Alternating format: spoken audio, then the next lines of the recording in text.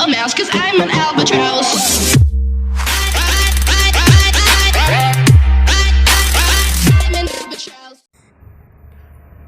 Hello friends, ek technology channel da tarano sharing asi video jere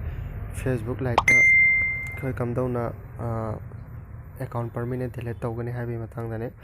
ado sigi video se ai gi subscriber amana comment to bir padagi ai video se same jabane ado permanent Facebook lite permanent account kam dauna delete tawgoda ma ado video je lo yang bio fa han badano adom na pare ba Facebook lite to sangbirane Facebook lite sangbira matungda sigi 3 line dosira nambirane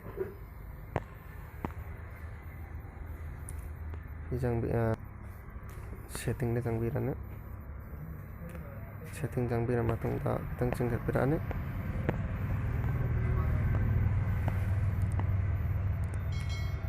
ade matungda account sigida account ownership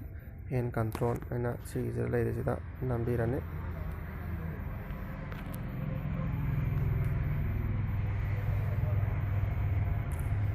sigida nambira matungda sida ani sobagi sida kapirane ani sobagi nambira matungda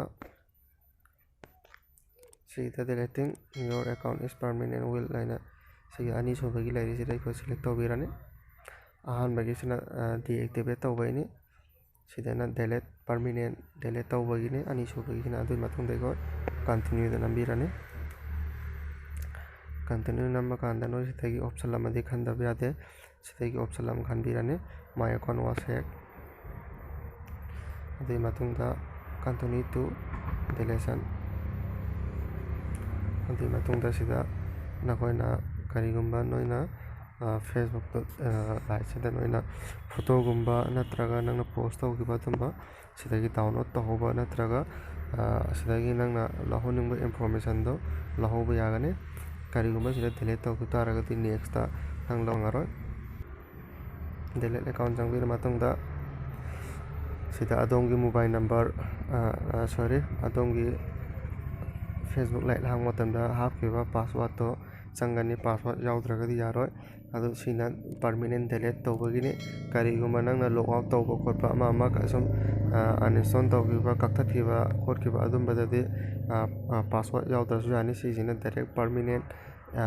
deactivate account deleting tawrakpanena sidati Facebook account gi password to chang karigumba yaudragadi yaroi sida password ti khoi namase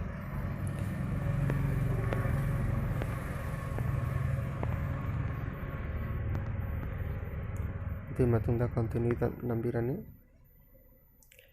continue nama matungda you are our permanent delete account if you are deleted click account 1 and 30 days sigi moina harise sigi nang delete taw matamda numit kuntrani phogi manungda nangi account se hang hoba yani adui matungna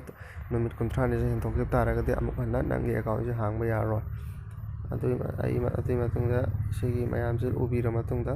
delete sida delete account da nangbirane delete account ojek delete tawra